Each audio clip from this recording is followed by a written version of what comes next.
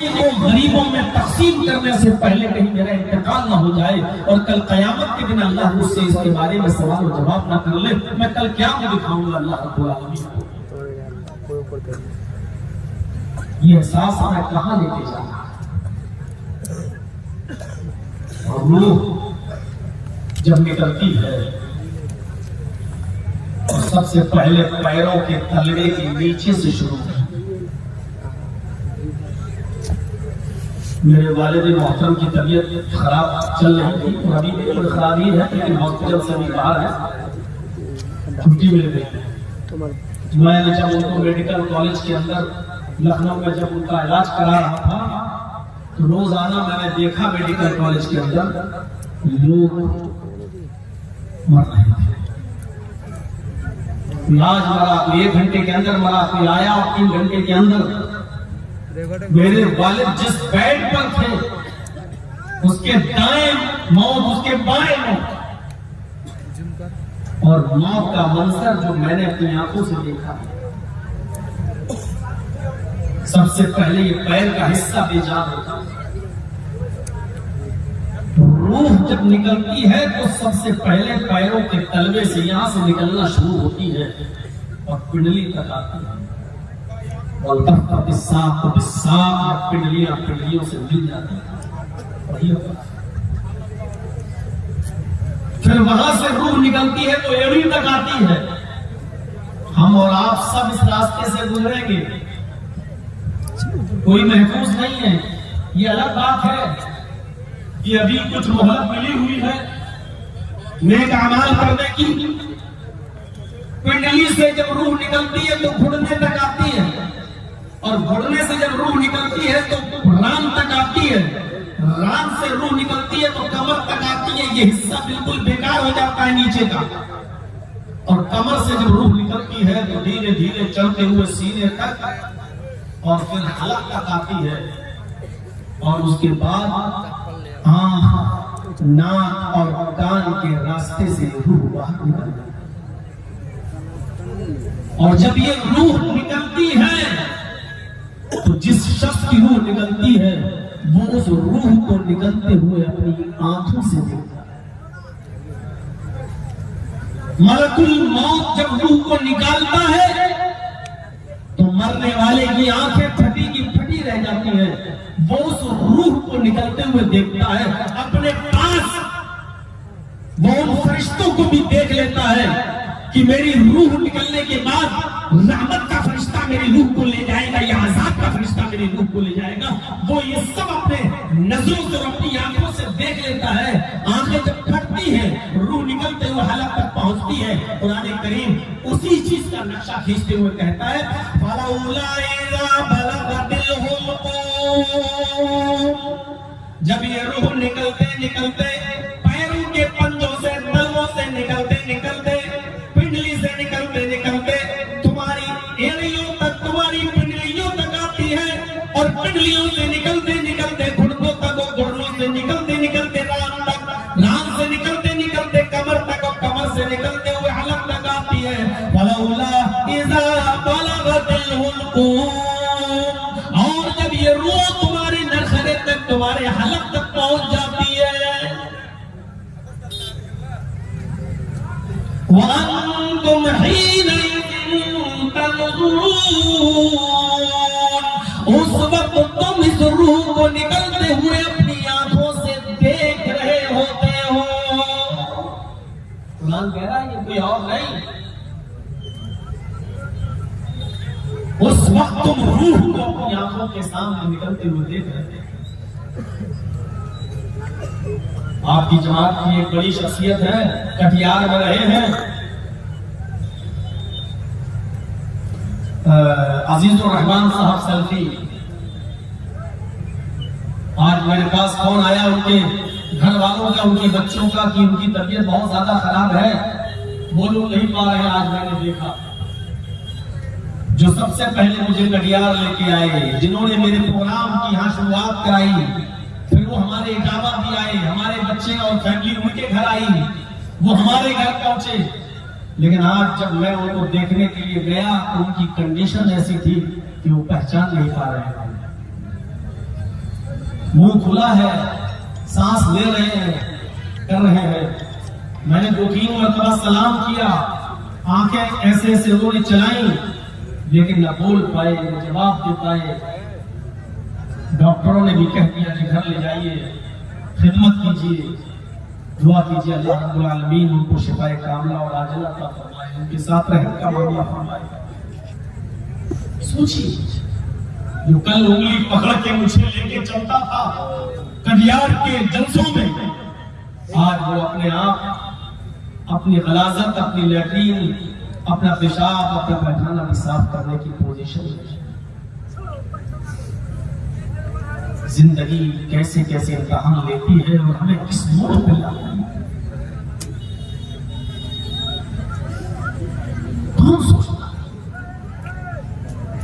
قرآن کی اس آیت پر غور کیجئے، فَلَوْلَا إِذَا بَلَغَتِ الْحُلْقُومَ، جب یہ روح تمہارے نرخرے تک پہنچ جاتی ہے، تمہارے حلق تک پہنچ جاتی ہے، نیچے سے نکلتے ہوئے اوپر تک آ جاتی ہے، وَأَنْتُمْ حِينَئِذٍ تَنْظُرُونَ، اس وقت تم اپنی آنکھوں سے دیکھ رہے ہوتے ہو، وَنَحْنُ أَقْرَبُ إِلَيْهِ مِنْكُمْ وَلَكِنْ لَا تُبْصِرُونَ. اس وقت اللہ کہہ رہا ہے میں سب سے زیادہ اگر تمہارے قریب کوئی ہوتا ہے تو ہم ہوتے ہیں. وَنَحْنُ أَقْرَبُ إِلَيْهِ مِنْكُمْ، اس وقت سب سے زیادہ اگر تمہارے قریب کوئی ہوتا ہے تو ہم ہوتے ہیں. تمہارا باپ قریب نہیں ہوتا ہے، تمہاری بیوی تمہارے قریب نہیں ہوتی ہے، تمہارے یار دوست تمہارے قریب نہیں ہوتے، اگرچہ وہ وہاں بیٹھے ہوئے ہیں، اگرچہ وہ چمچ سے تمہیں پانی پلا رہے ہیں، اگرچہ وہ اپنے کپڑے سے تمہارا پسینہ صاف کر رہے ہیں، اگرچہ وہ تمہاری خدمت کر رہے ہیں، لیکن اللہ کہہ رہا ہے وَنَحْنُ أَقْرَبُ إِلَيْهِ مِنْكُمْ، اس وقت سب سے زیادہ قریب اگر اس مرنے والے کے اگر کوئی سب سے زیادہ قریب ہوتا ہے تو ہم ہوتے ہیں. وَلَكِنْ لَا تُبْصِرُونَ، لیکن تمہاری آنکھوں میں اتنی سکت اور طاقت اور پاور نہیں کہ تم مجھے دیکھ سکو. وَلَكِنْ لَا تُبْصِرُونَ، تمہاری آنکھیں مجھے نہیں دیکھ پاتی ہیں، تم ہمیں نہیں دیکھ سکتے. اس کے بعد اللہ نے چیلنج کیا ہے بڑی سے بڑی طاقتوں کو، بڑے سے بڑے سپر پاور کو، سب کو اللہ نے چیلنج کیا ہے.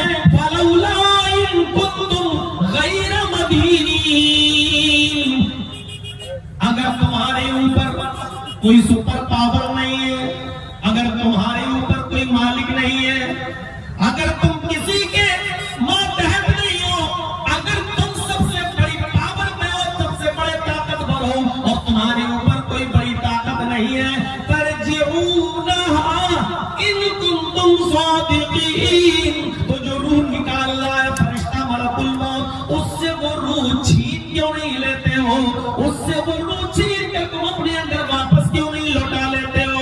اگر تمہارے اوپر کوئی حکومت نہیں کر رہا ہے، تمہارے اوپر کوئی بڑی ذات کی حکومت نہیں ہے، تمہارے اوپر اگر کسی کی طاقت نہیں ہے، تم بہت بڑے پاورفل ہو، تم سب سے اونچے ہو، تم سے اونچا کوئی نہیں ہے، تم یہ سمجھتے ہو کہ میں بہت شکتیشالی ہوں، تو تم اس روح کو لوٹا کر اپنے اندر واپس کیوں نہیں کر لیتے ہو؟ پھر سے زندگی کیوں نہیں حاصل کر لیتے ہو؟ اس روح کو واپس لے کر اپنے اندر کیوں نہیں ڈال لیتے ہو؟ تم صادقین، اگر تم سچے ہو تو ایسا کر کے دکھاؤ. اس کا مطلب یہ ہے کہ تم طاقتور نہیں ہو، تمہارے اوپر بھی کسی کی حکومت ہے اور اسی کا نام ہے اللہ.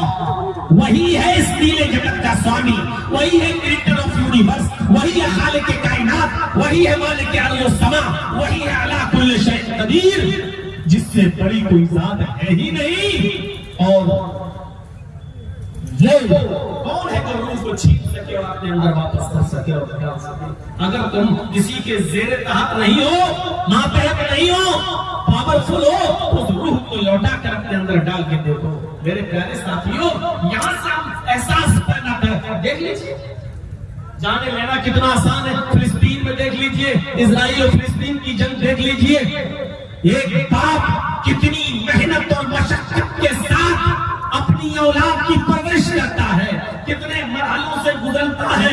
ایک ماں کتنے مہینے اپنی اپنی اولاد کو، اپنے بچے کو پیٹ میں رکھتی ہے، کتنے مراحل سے گزرنے کے بعد پھر وہ اس کو جنم دیتی ہے، کتنی مشکل سے پال پوس کر بڑا کرتی ہے، اور اس کو ایسا پالنے اور پوسنے میں کتنی قربانیاں دینا پڑتی ہیں، کتنی محنتیں کرنا پڑتی ہیں، اور کتنا سب کچھ لٹانا پڑتا ہے، لیکن بڑی آسانی کے ساتھ ایک چھوٹا سا بم پھینک دو اور لاشوں کے انبار لگا دو، منٹوں میں برسوں کی محنتوں کی کمائی اور پرورش کی ہوئی محنت کہ جس کے بلبوتے پر ایک باپ سپنے دیکھتا ہے کہ بڑا ہو کر میرا بیٹا میرے بڑھاپے میں میری لاٹھی کا سہارا بنے گا، میرا سہارا بنے گا، لیکن بڑی آسانی کے ساتھ اس کی جانوں کو لے لیا جاتا ہے اور برباد کر دیا جاتا ہے اس کی زندگی کو۔ میرے پیارے ساتھیوں، ذرا غور کرو، برباد کرنا کتنا آسان ہے اور کسی کو آباد کرنا کتنا مشکل ہے۔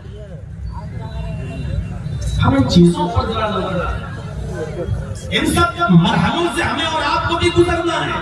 ملک الموت کو ہماری اور آپ کی بھی روح نکالنا ہے، ہمارے اور آپ کی روح بھی نیچے سے، پنجوں سے، پیروں سے، تلبوں سے نکلتے ہوئے مرحلے تک پہنچے گی۔ آنکھیں پھاڑتا ہے آدمی، اوپر آنکھیں ٹکی رہ جاتی ہے، وہ دیکھتا ہے کہ میری روح نکل رہی ہے، آنکھ اور ناک اور کان کے راستے سے اس کی روح نکلتی ہے۔ یہ بڑا نازک وقت ہوتا ہے، یہ وقت جناب محمد رسول اللہ صلی اللہ علیہ وسلم کے سامنے بھی آیا تھا۔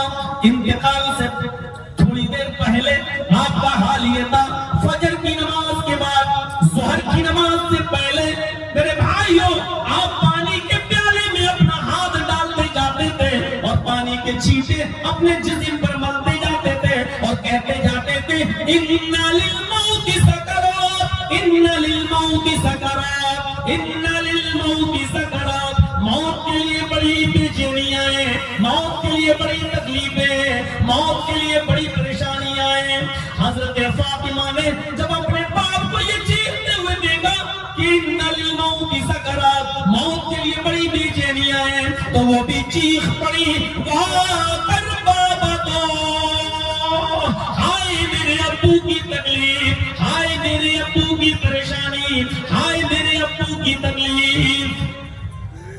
نبی اکرم صلی اللہ علیہ وسلم کو بھی اس طور سے گزرنا پڑا۔ ہم اور آپ کہاں ہیں؟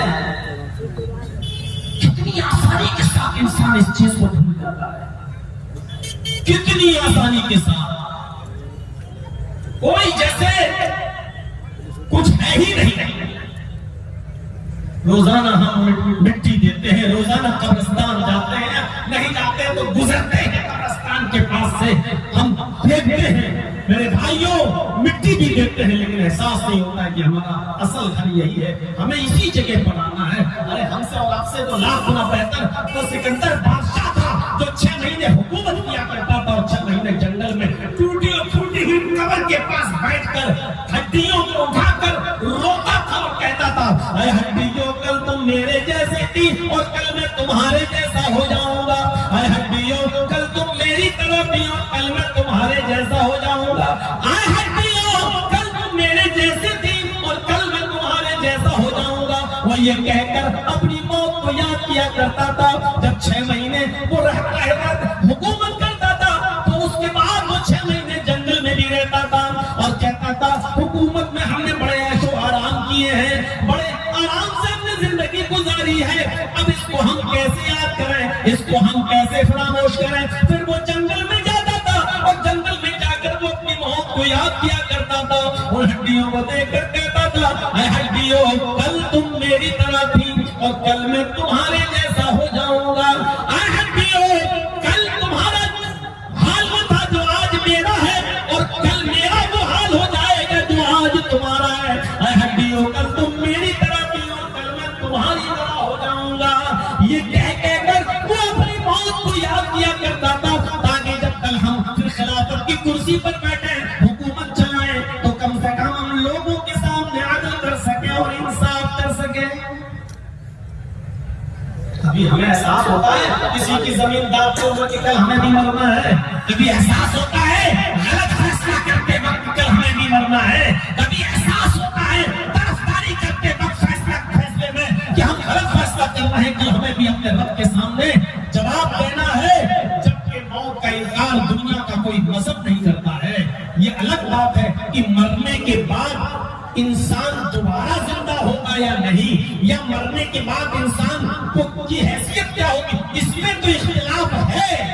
عیسائیوں کا اور یہودیوں کا اور مسلمانوں کا عقیدہ ہے کہ یہ انسان دوبارہ زندہ ہوگا، لیکن ہندو بھائی یہ کہتے ہیں کہ نہیں، مرنے کے بعد انسان اپنے عمل کے مطابق دوسرا جنم پائے گا، کبھی کتا، کبھی بلی، کبھی سور، کبھی بندر، کبھی چھچھوندر، کبھی چوہا، یہ سب اس کے اعمال کے مطابق یہ آواگمن یہ اس کو ہوتا رہے گا، اس کے جنم ہوتے رہیں گے، اور اگر اچھے جنم کیا ہے تو پھر وہ انسان بن کر پیدا ہوگا، منشیہ کا اس کو جنم دیا جائے گا، وہ ایک الگ مسئلہ ہے میرے بھائیوں۔ لیکن مانتے وہ بھی ہیں کہ مرنے کے بعد انسان کو دنیا میں جیسا کیا ہے اس کو اس کا پھل ملنا ہے۔ دنیا میں کوئی ایسا مذہب نہیں ہے جو اس کا انکار کرتا ہو، کسی نہ کسی شکل میں مانتا ہے کہ مرنے کے بعد ہمارا حساب و کتاب ہوگا، کسی نہ کسی شکل میں اس کو تسلیم کرتا ہے۔ ہم کیوں بھولے ہوئے ہیں؟ ہم کیسے فراموش کر جاتے ہیں؟ جب موت کی خبر سنو، پچھلے سال میں پہلے بھی خبر لا رہا ہے